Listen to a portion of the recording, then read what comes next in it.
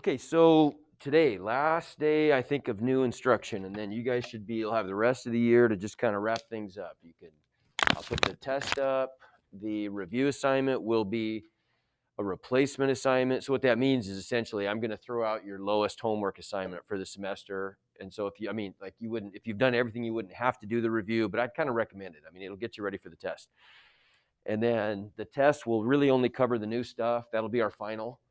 I'll make it available really just starting on Monday. It'll be available. You guys will just have a week and a half to take it, retake it if you want to, retake any old tests you need to, finish up stuff.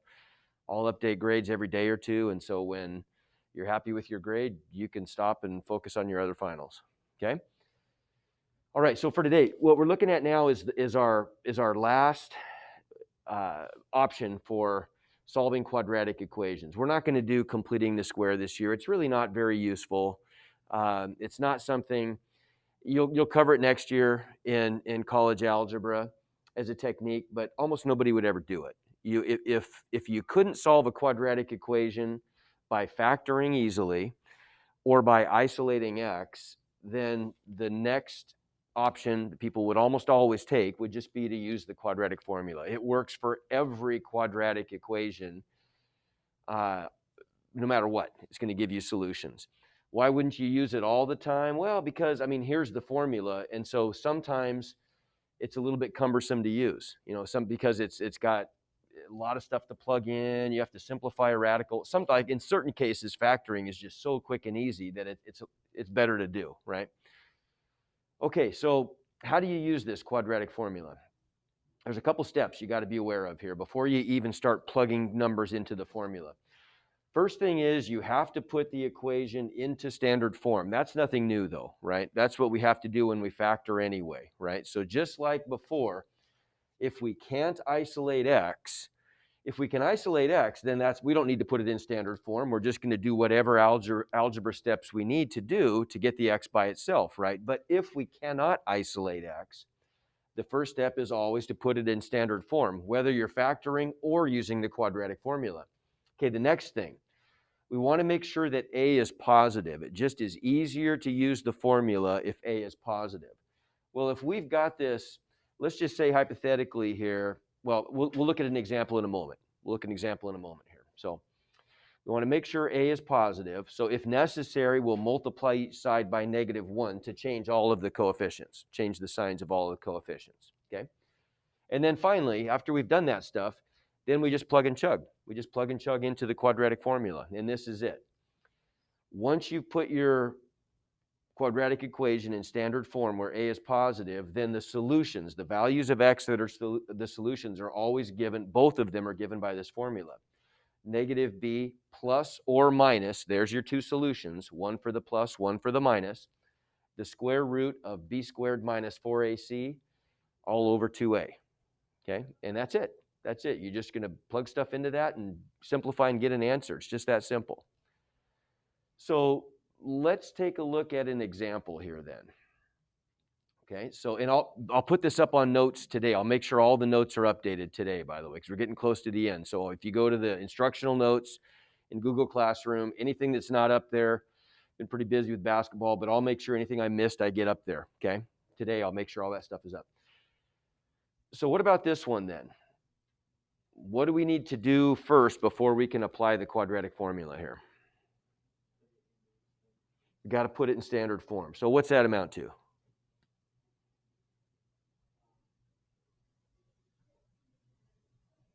You got to set it equal to 0, right? Okay, good. So probably the easiest thing to do here would be to add the 8y to the other side, right? That would make the most sense.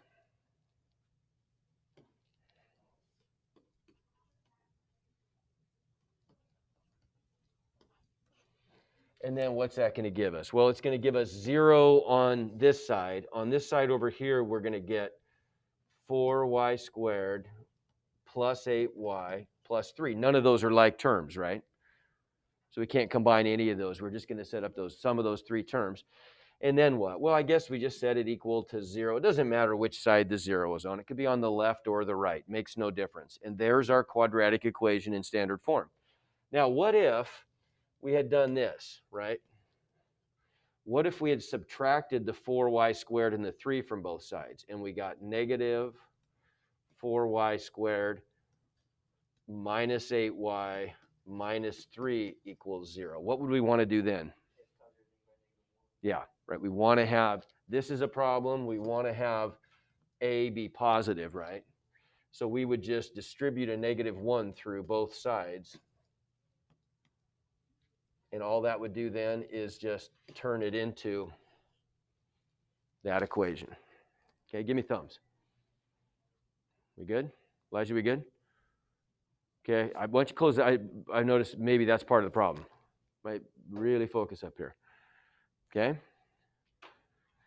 So now we can plug stuff into the quadratic formula. Okay, do you remember? See if you can remember the quadratic formula. Get out a piece of scratch paper. See if you can write it down without reviewing notes. See if you can remember it. If we've got quadratic equation in standard form, ax squared plus bx plus c equals 0, what's the quadratic formula?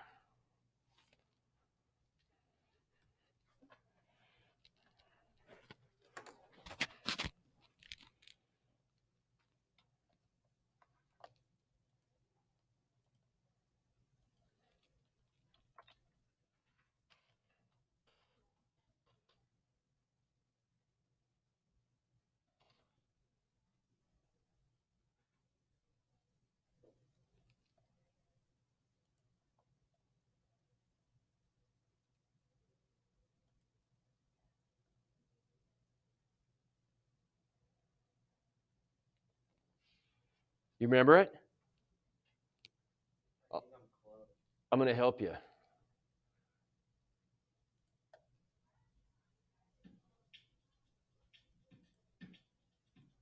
Oops, hang on here.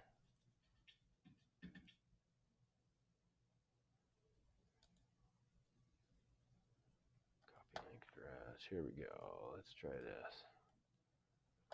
Okay, I got to pause this so it doesn't. Okay, let me recap here. I forgot to start record. So all we had to do was just apply the quadratic formula, right? So we're plugging in our values of A, B, and C into our quadratic formula. So we got negative 8 plus or minus the square root of 8 squared is 64 minus 4 times A is 4 times B, or times C is 3 divided by 2 times A, which is 4, right? And so that gave us negative 8 plus or minus all this stuff in here. It ended up being 64 minus 48, which is 16 inside the radical, 8 on the bottom. And then we get negative 8 plus or minus 4. Square root of 16 is 4 over 8. And so now all we have to do is just plug in the plus sign and see what we get. And we turned out to get negative 4 over 8, which is negative 1/2. And then if I plug in the minus sign, I'm going to get negative 8 minus 4 is negative 12 over 8, which I could reduce to what? Negative 3/2. And there are my two solutions. How about that? Okay. Give me thumbs. Okay, a little more practice. Let's try another one. Okay, how about this guy? I'm going to solve that quadratic equation. What would I have to do first? Say it again. I got to distribute, don't I? Right. So we're going to distribute the x, and that's going to give us x squared minus 5x. We'll distribute the 1, and I get plus x minus 5 equals 2. Now what? Combine like terms. Okay, so we're going to get x squared minus 5x plus x is minus 4x. And then minus 5 equals 2. Now what? Subtract 2 from both sides. Okay? And so that gives us x squared minus 4x minus 7 equals 0. We got it in standard form.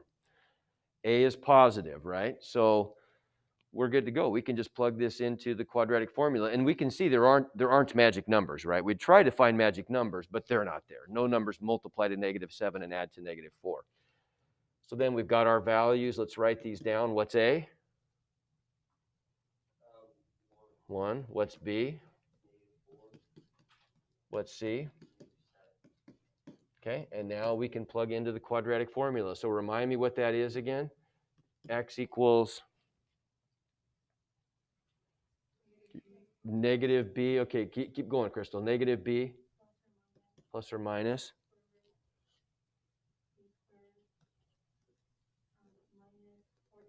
There you go. Good, all divided by 2a. Good. Okay, and we'll just plug and chug. So we get x equals, you guys tell me what to plug in then. What am I going to put in for negative b? Positive 4 plus or minus square root. Negative 4 squared. Now, here's a trick. If I'm squaring a negative, I might as well just square the positive, right? Because I know I'm getting a positive outcome, right? So I'll just call that 4. I mean, I could do that if I wanted, but just a lot of writing. Negative 4 squared minus 4 times 1 times negative. I won't even write the 1, right? 4 times 1 times -7, all divided by 2, okay? So what's that going to give me then? 4 plus or minus the square root. Now look what's happening here. So we're getting minus a negative means plus, right? So I can turn those into plus signs.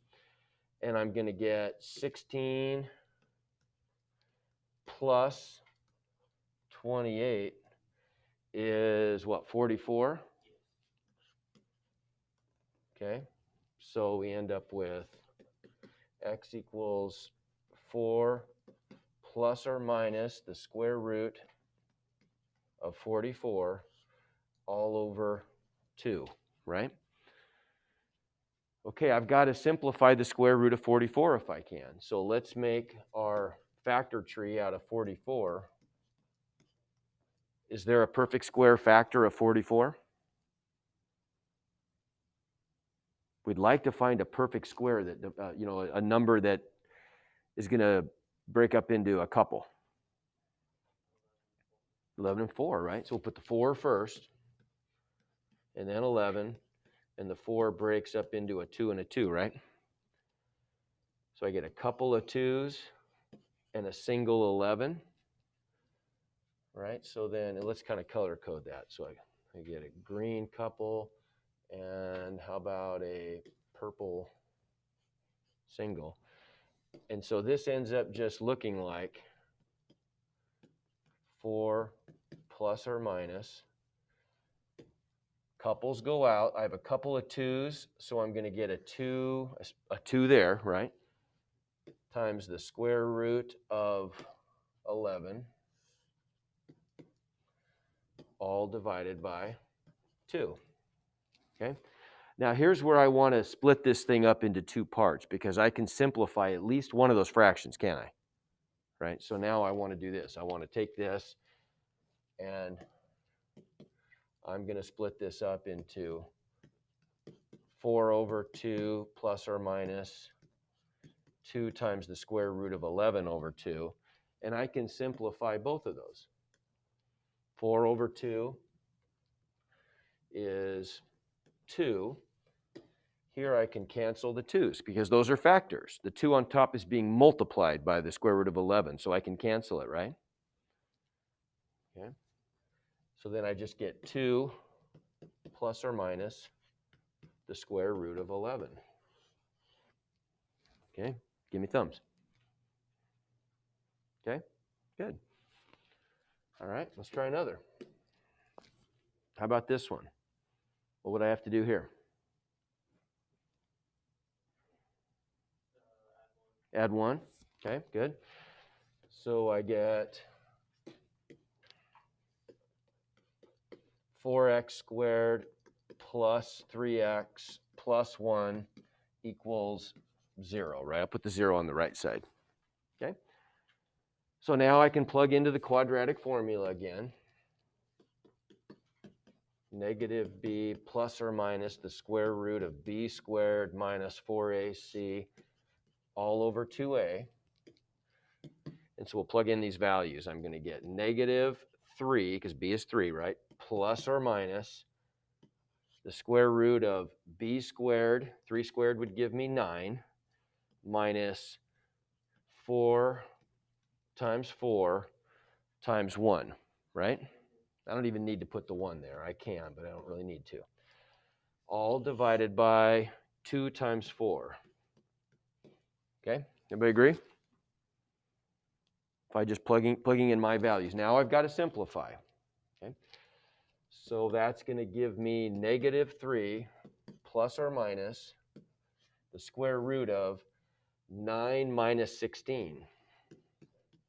Negative 7, there we go, over 8.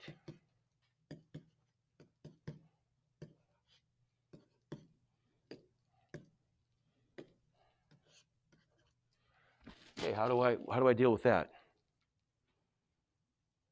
What's the square root of negative 7 turn out to be?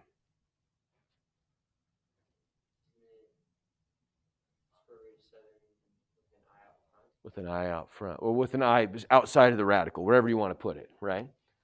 Okay, so then we're going to get negative 3 plus or minus the square root of 7. And I'm just going to put the I back here, but it's outside of the radical, all over 8. But my goal here is I really want to write this in standard form. So I want to write this in the form A plus B times I if it has an I in it, as a quadratic or as a complex number in standard form, right?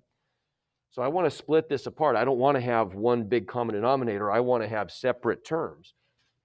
So I'll just split this up into negative 3/8 plus or minus the square root of 7 over 8 times I. Everybody good? Now notice, just like we saw when we solved the other day, when we solved those quadratic equations by isolating x, and whenever we got an I in our answer, remember that the solutions always end up being both parts of a complex conjugate pair. Solutions always, complex solutions to quadratic equations or other polynomials always come in complex conjugate pairs. You can never get a single solution, I solution. They always come in pairs. Okay, give me thumbs. Okay, okay.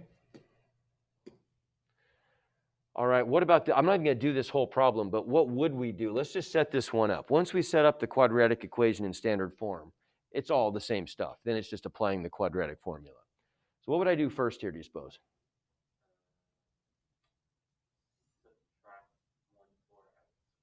Okay, I could subtract the 1/4 x squared, or I could leave it on the left side because I want a to be positive, either way, and move these two over to the other side.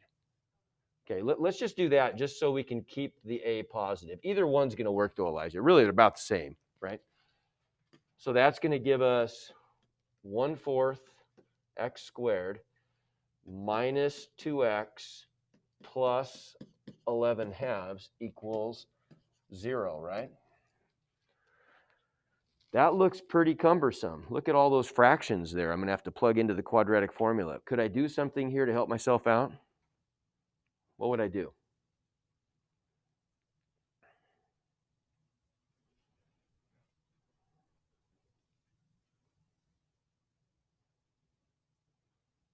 I don't want to put, I mean, it would work, but I don't want to deal with all those fractions. What do you think, Elijah? By 2? It's the right idea, but would I use 2? If I distribute a 2 through, that's going to be fine there. That's going to work. It's going to clear that 2 on the bottom, but 2 times 1/4 still leaves me with a fraction. What number would I want to distribute through here to clear the fractions? 4. I want it to be the least common denominator, right? What's the least common denominator of all the fractions? 4, right? Everybody agree? So we'll distribute a 4 through. But it was the right strategy.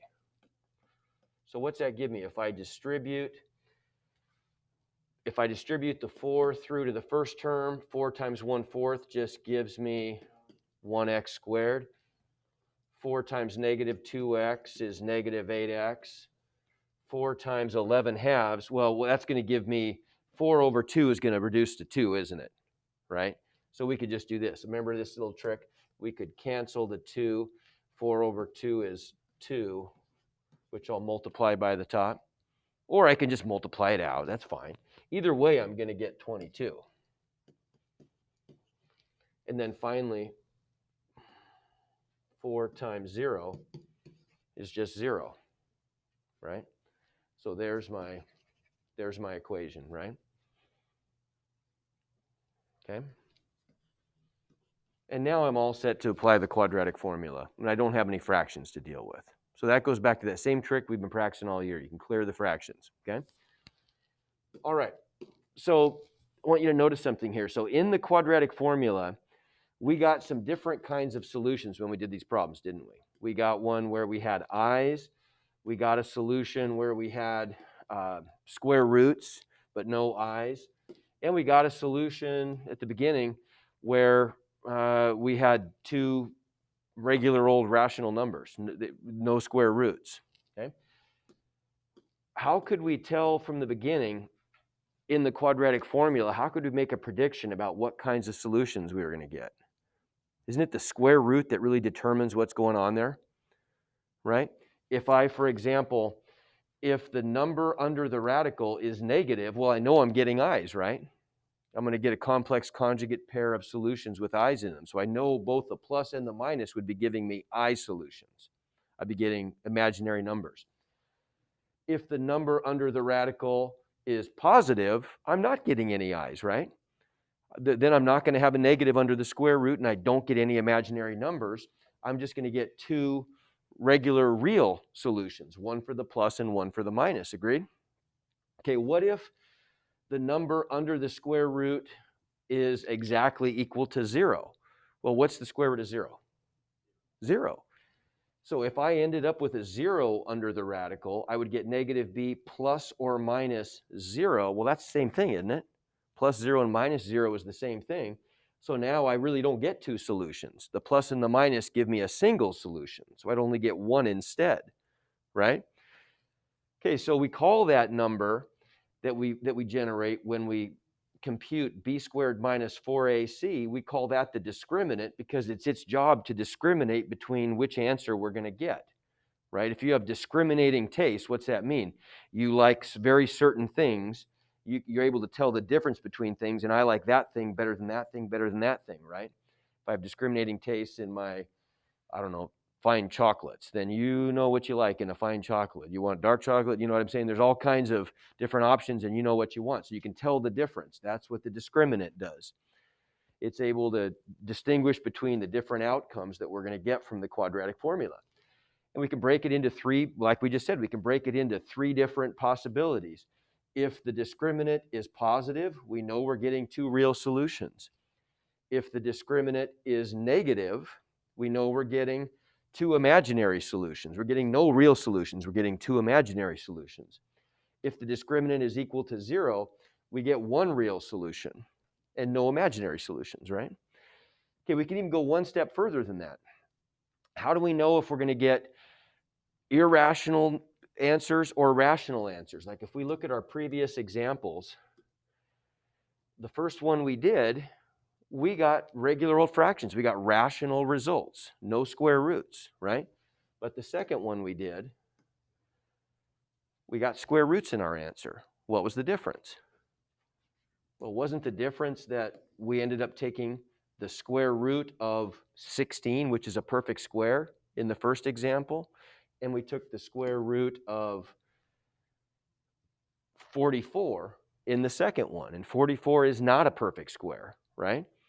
So we could add one more little piece to our matrix here.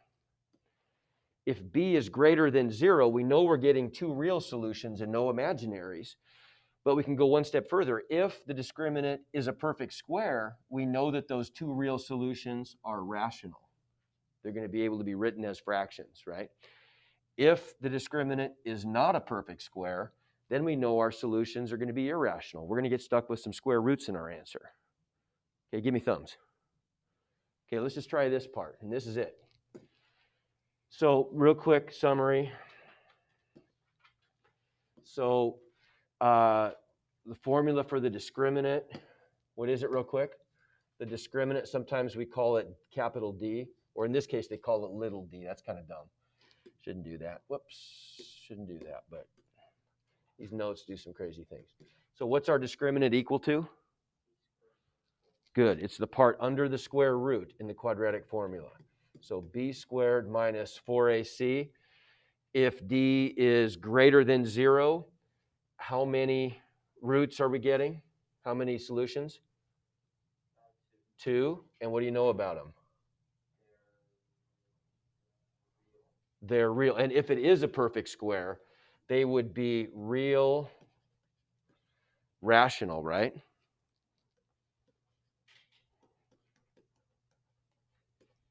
Okay? They'd be real solutions that are rational. What if d is positive and it's not a perfect square? How many roots do I get?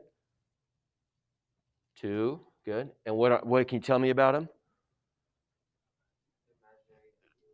No. If the discriminant is positive but not a perfect square,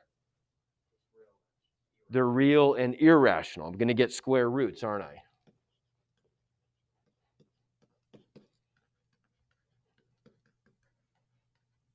Okay, and if d was 0, discriminant is 0, what's that tell us? How many roots?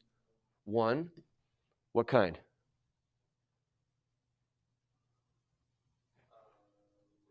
It's real. And I didn't mention this, but would it ever have square roots in it? It wouldn't, would it? So I'm going to get 1 real, and it's also going to be rational. Okay, everybody see that? And then finally, if the discriminant's negative, how many roots? I get 2, and what kind?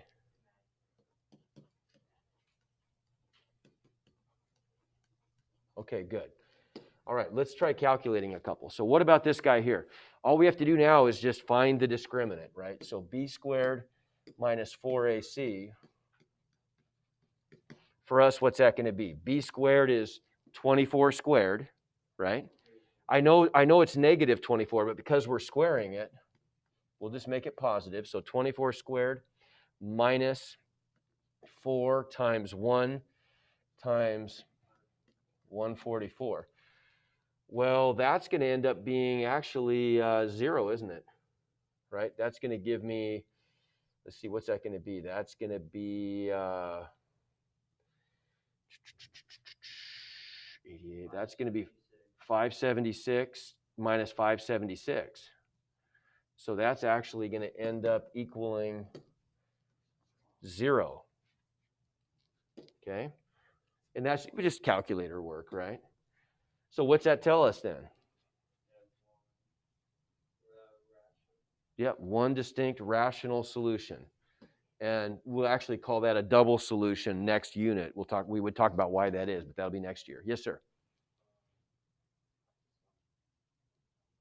When are we out of here?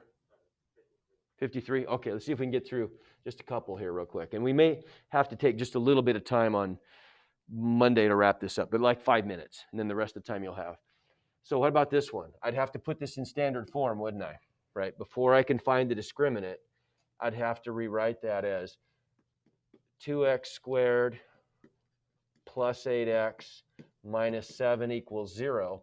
And then I could calculate b squared minus 4ac equals 8 squared minus 4 times 2 times negative 7. Well, look at that. A negative times a negative is going to make that positive. So I already know I'm going to get a positive number, don't I?